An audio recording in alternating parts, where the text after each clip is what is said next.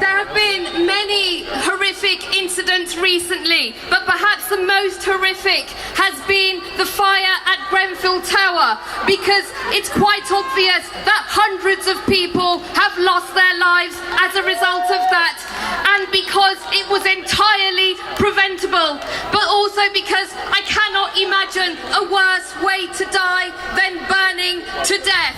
And so I think we must ensure that Grenfell does not become the next Hillsborough. We cannot wait 28 years. We cannot wait 28 years before we make any steps and progress towards justice. And we must make sure, as Jeremy Corbyn said, that the terms of reference of that inquiry are agreed with the families of those affected at Grenfell. And it cannot be just restricted to how the fire started and how the fire spread. We must discover and investigate why those repeated requests to ensure that that tower was made fire safe were ignored by Tory councillors and Tory MPs. This must be investigated. This Grenfell Tower fire is a product of decades of neoliberalism, years of austerity, but also decades of institutional racism, because we cannot forget that the majority of those victims were African, were Arab, and were Muslim. And I think that there are powers that be that say their lives don't matter. And so we say, Black Lives Matter. We say,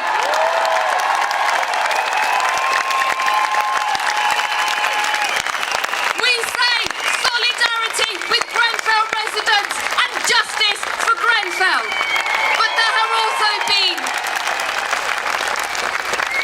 also been many other horrific terrorist incidents. Here in Westminster in March, we saw the Manchester terrorist attack in May and the London Bridge attack at the beginning of June. But unfortunately, some have decided to respond to hatred with hatred. So unfortunately, just under 2 weeks ago, we saw the horrific terrorist attack on Muslims outside Finsbury Park Mosque and the Muslim Welfare House in Finsbury Park.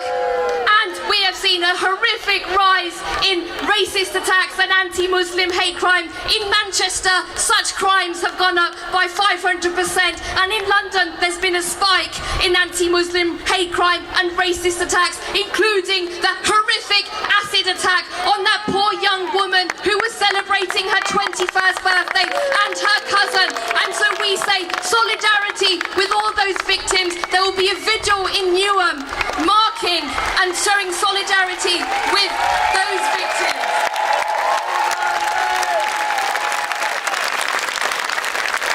But if we are to make sure we end the vicious cycle of hatred, we have to take action against those that preach hatred. So that means taking action against the media and the tabloid press who whip up racism on a daily basis. But it also means taking action against politicians that preach hate, and that includes this Tory government and those that sit on the Tory benches with them, voting with them, such as the DUP. So we have seen since 2015 Tories making speech after speech attacking refugees, attacking immigrants and attacking Muslims, who are blaming immigration for the austerity they are causing. We say we need immigration, stop the racism, stop the hatred, bring down this government.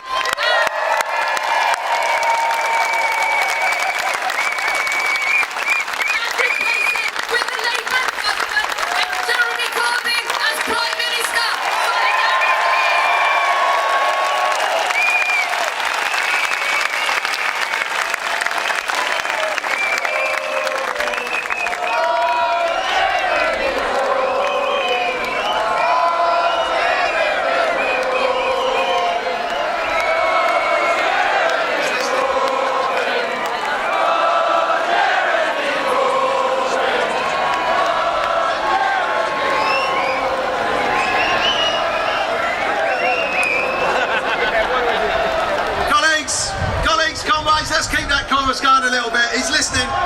He's listening.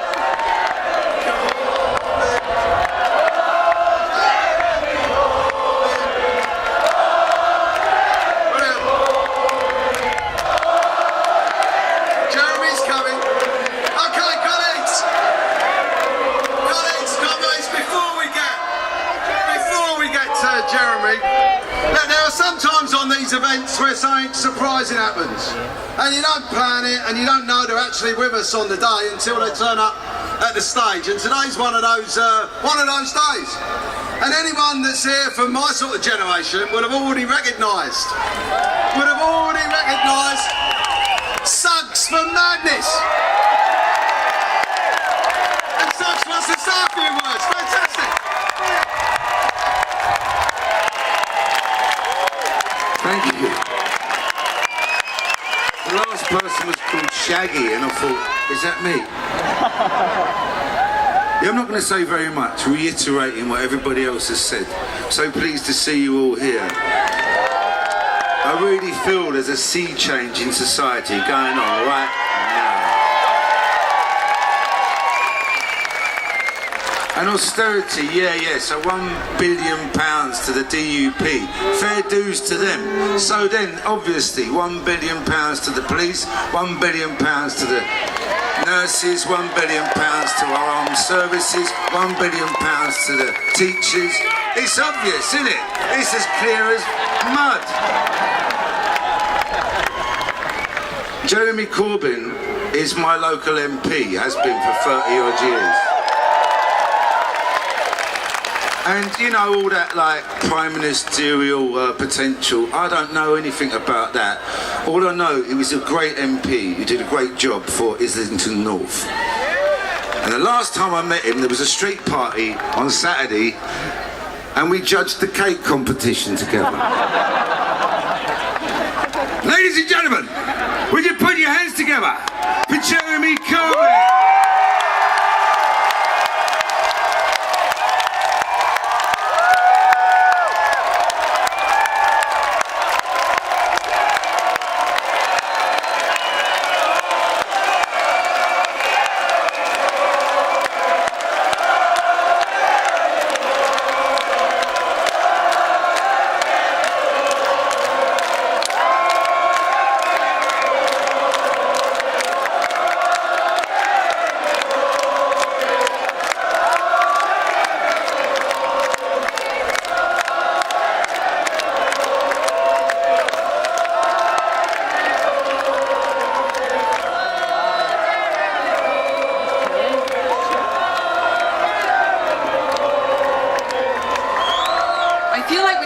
Tease you.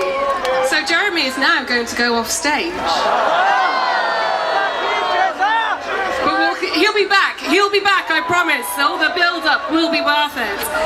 Just ahead of Jeremy, we've got Amal from Amentum, who is one of the community in Grenfell Tower, around Grenfell Tower, and will be talking about some of those issues.